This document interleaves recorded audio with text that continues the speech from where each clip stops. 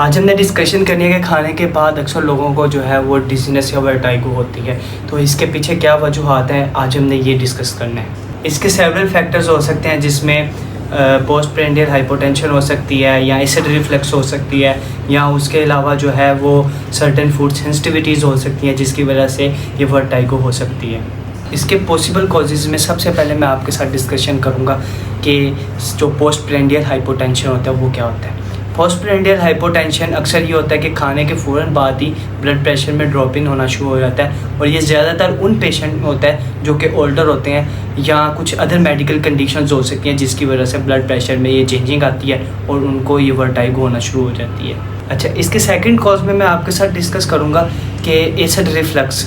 जिन patient में acid reflux की disease पाई जाती है उनमें भी वर्टाइगो पाया जाता है। असल में एसिड रिफ्लक्स करता क्या है, जब आपकी स्टमक में एसिड ज़्यादा हो जाएगा तो ये आहिस्ता आहिस्ता इनर ईयर की तरफ जाएगा, यूस्ट्रिजियन ट्यूब में जाएगा, वहाँ पे एसिड की जो क्वांटिटी ज़्यादा हो जाएगी जिसकी वजह से वो एसिड जो होगा वो वर्टाइगो कॉज करेगा। नेक्स्ट जो इसका कॉज है वो है फूड सेंसिटिविटीज़।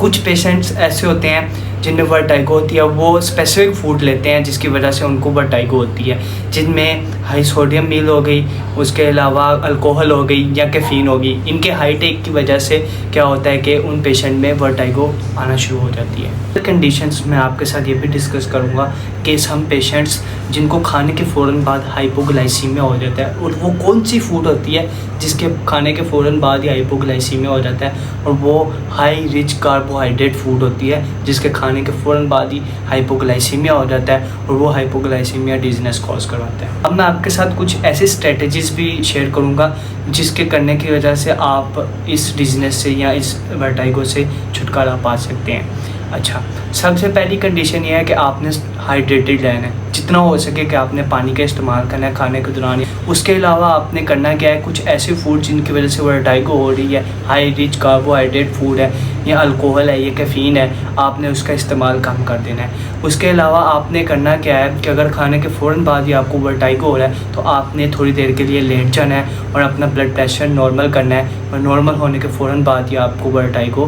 बिल्कुल ख़त्म हो जाएगी। थैंक